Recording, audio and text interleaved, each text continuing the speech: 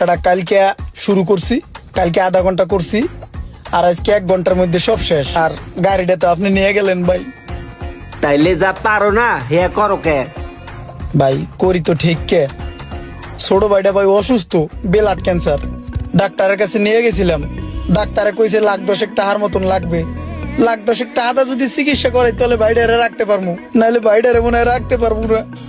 জমি জমা দেশে যা আসলো বেচা 7 লাখ টাকার মতন গুছাইছিলাম, আরো 3-4 লাখ টাকার শর্ট। এখন আমার এক বন্ধু পরামর্শ দিল, তুই লটারি কর, লটারি করলে তো লাভ হইবে।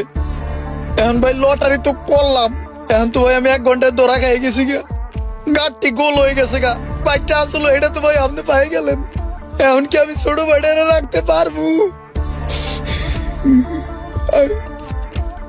এ সোহাগ, শুনছুস কি কয়?